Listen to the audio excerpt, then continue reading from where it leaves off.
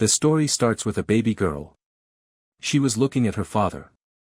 The father, named Enoch Rubinstein, thought, wow, an angel. That was the first thought after seeing his daughter, who looked exactly like him. The baby held her father's finger. Enoch thought, this is because she is my blood.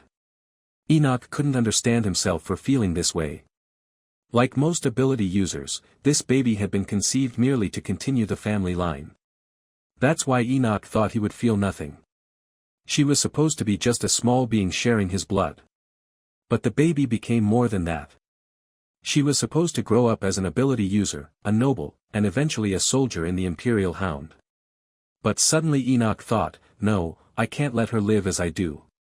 He kissed her on the forehead and then was ready to take her away from there. He was not ready to give his daughter the life he had lived on the battlefield.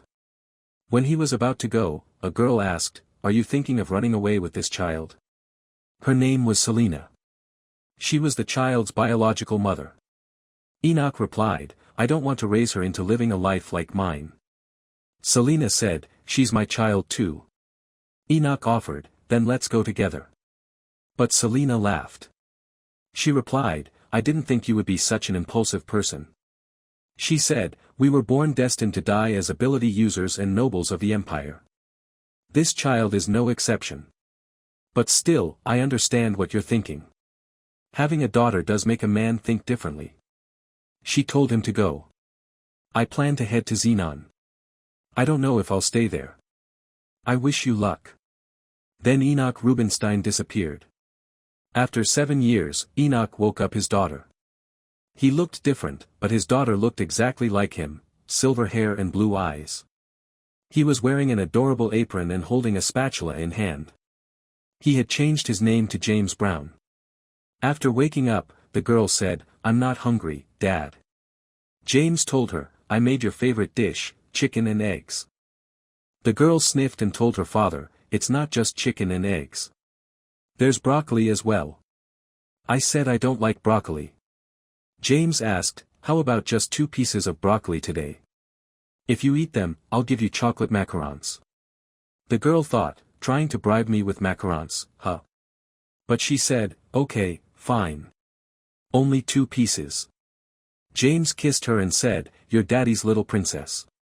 Her name was Lilith Brown. She was a 7-year-old child with a special secret. She gradually recalled her past life's memory while growing up. She was now enjoying peaceful and happy days with her dad. James was a super-skilled homemaker and a parenting master. Lilith told how she recalled her past life memories. "I began to recall my past life at the age of 3.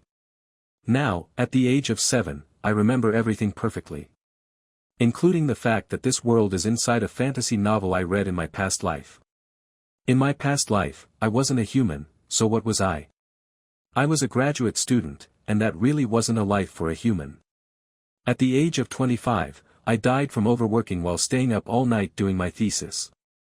And the title of my thesis was a study of characteristics of social reform suggested in fiction, focus on fantasy novels, Rebellion of Dos.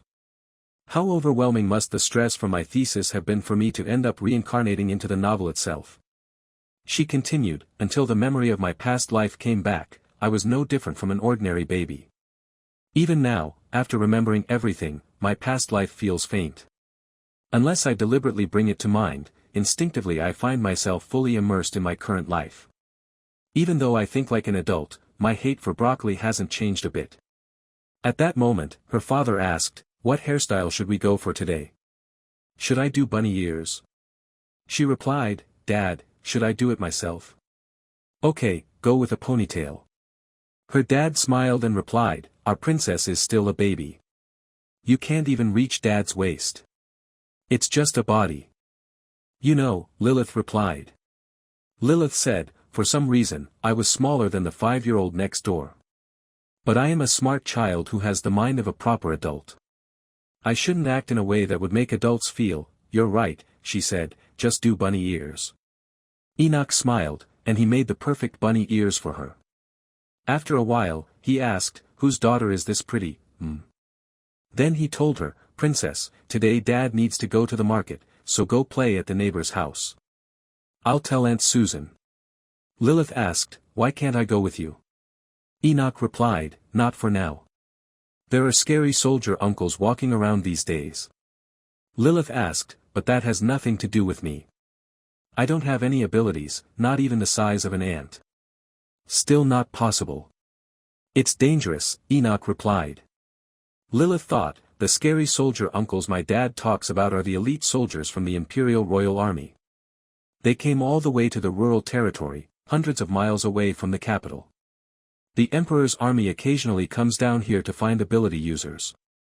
She explained, in the world of Rebellion of Dos, where I reincarnated. Humans are divided into groups.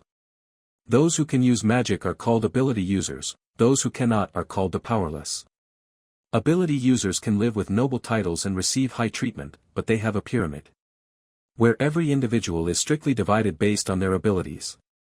Frequent wars break out and ability users are often drafted into these conflicts. In this novel's story, even main characters are mercilessly killed off. Ordinary humans, the powerless, don't even make it as supporting characters in this novel, that includes my dad and me. My dad is an ordinary brown-haired, brown-eyed man. Even his name is as common as James Brown. He's clearly an extra, but I actually like it. She said, being born ordinary is a huge blessing, isn't it? What do you mean by that? James asked. Lilith replied, it is a scary world, you know. I love living a simple and happy life with my dad, just the two of us. I am so happy, Dad. For a moment, he was in shock, but with a smile, he replied, that's right, my princess. Dad is happy. After a while, he left Lilith at their neighbors and asked her to take care of her. He told Lilith, Princess, I will be back soon.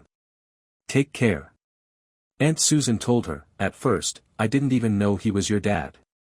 He was a young man who came into the village from the mountains. He lived quietly, without saying a word to anyone. As if he had some story behind him. Then one night your dad came, looking very tense. He was holding you. He told me, she isn't sick, but she just won't eat. She might be hungry, but whenever I try to give her a bottle of milk, she screams and cries. The neighbor asked, let me see. She smiled and said, she must have had a tough time. Come on in.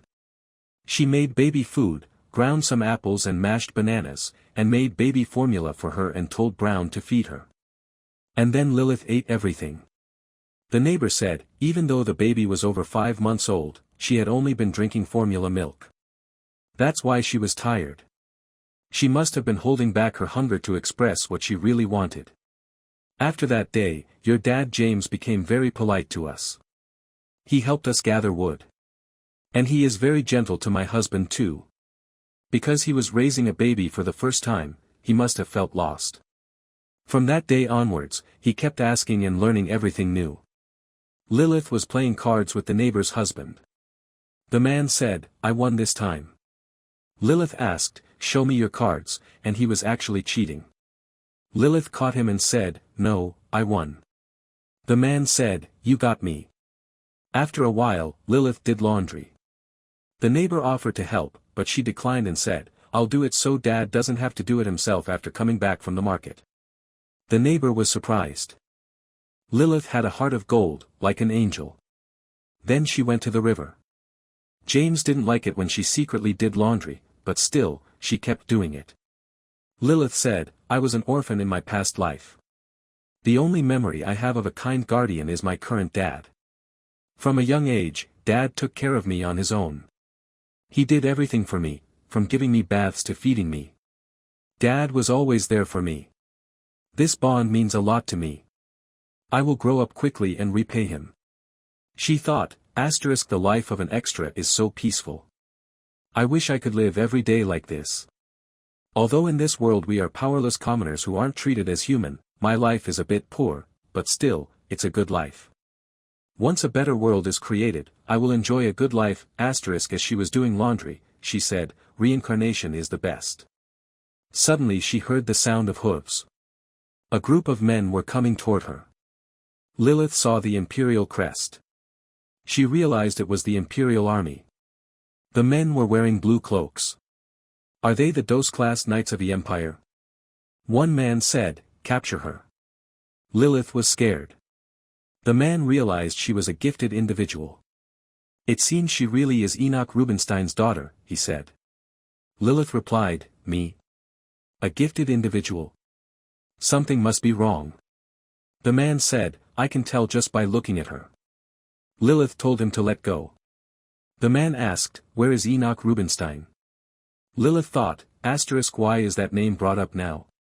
That name is from the novel Rebellion of Dos. He is the commander of the Dos Knight Order, the most powerful military force in the story. A sword master as well as a duke, the strongest character in the story. In his youth, he lost his young daughter due to the imperial family, and on a certain day, sharpened his blade for vengeance.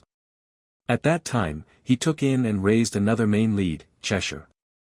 Enoch Rubinstein and his daughter. It seems the story is set before the original events begin.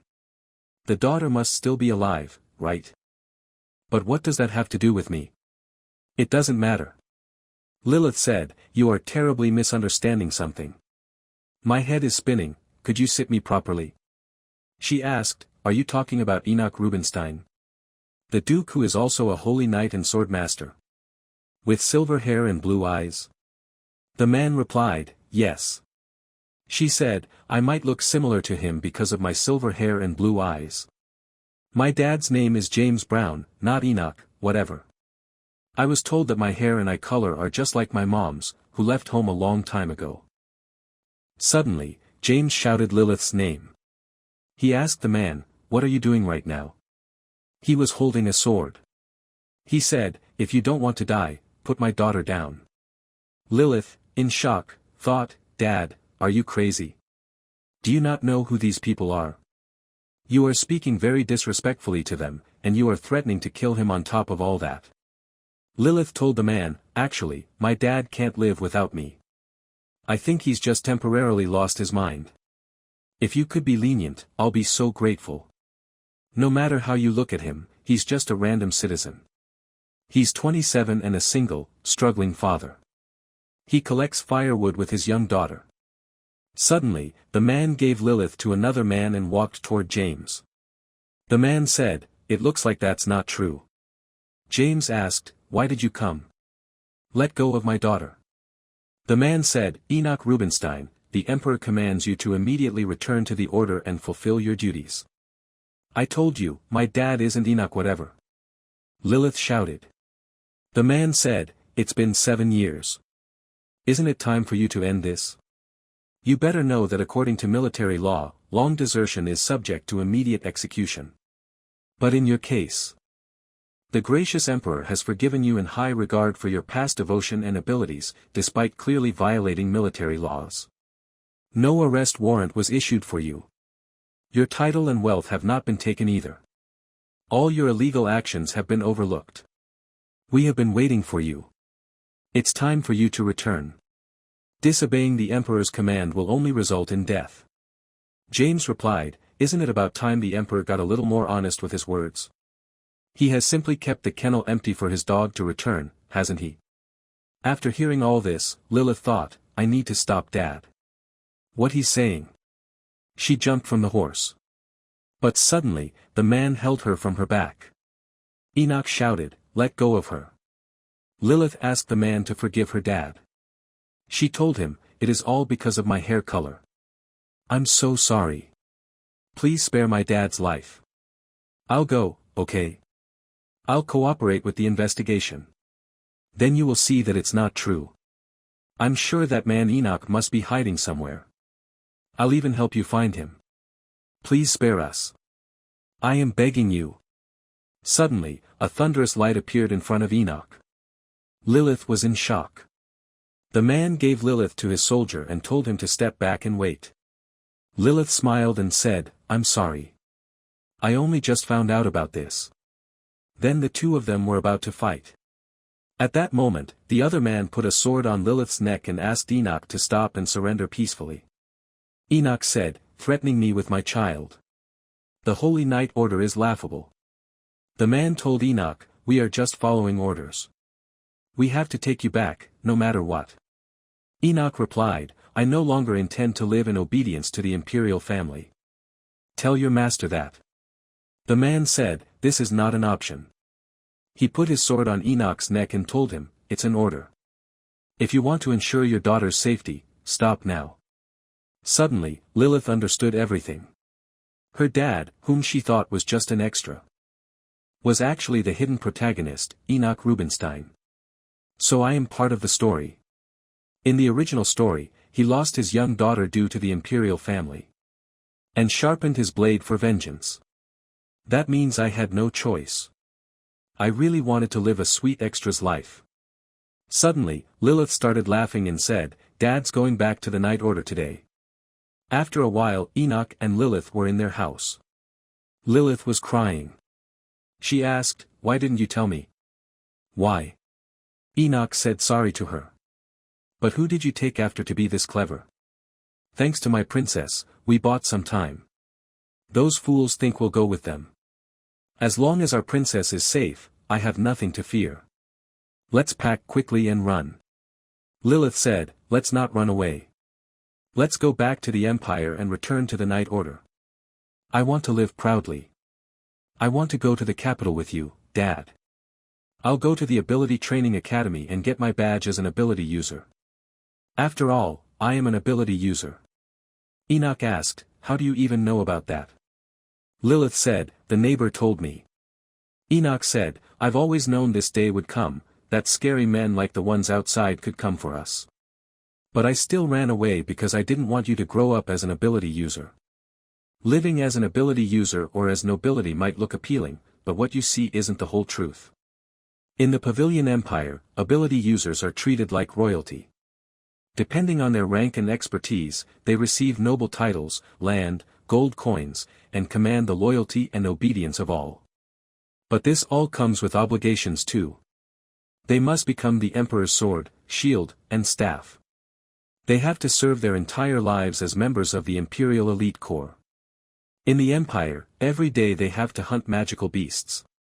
The Elite Corps are constantly dispatched to battlefields. They are no more than slaves. And the battlefield is truly horrifying. A friend I greeted the day before died and was brought back to me the same day. I buried him with my own hands. And I don't even know who will die tomorrow, or how long I will survive. I am scared, Lilith. I don't want you to live a life like mine. The day you were born, 7 years ago, you became my whole world. I can't bear the thought of losing you.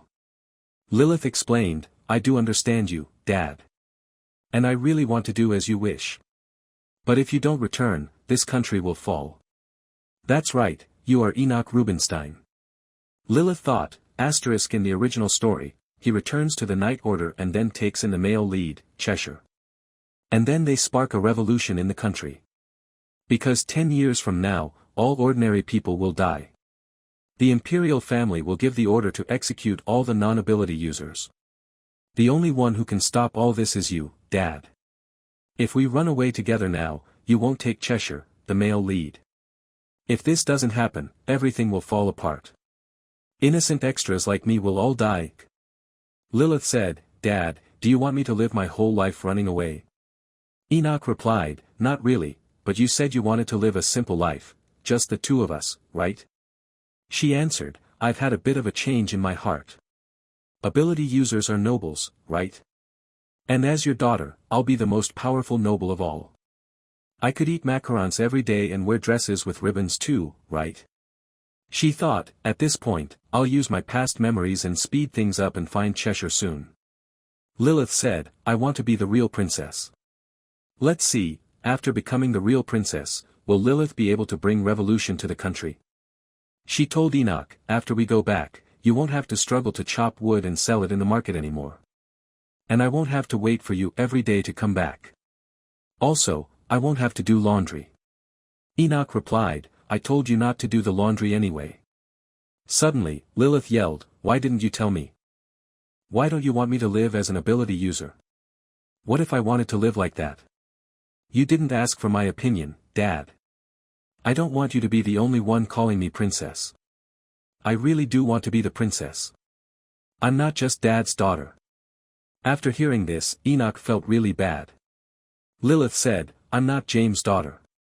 I'll be Duke Enoch's daughter. Enoch said, okay. After a while, they both returned to their home country. Suddenly, a group of werewolves appeared in front of them. The man told them, wait here. I will take care of it and be back. Enoch told Lilith, no matter what, don't come out. Shield the carriage and take care of my daughter, he told the man. Enoch went alone to fight with the werewolves. He killed all the wolves in less than 5 minutes. He was the most powerful man, they all were waiting for him to finish and come back. Lilith thought, the gap between reading it and seeing it in person is tremendous. He is the Empire's only swordmaster.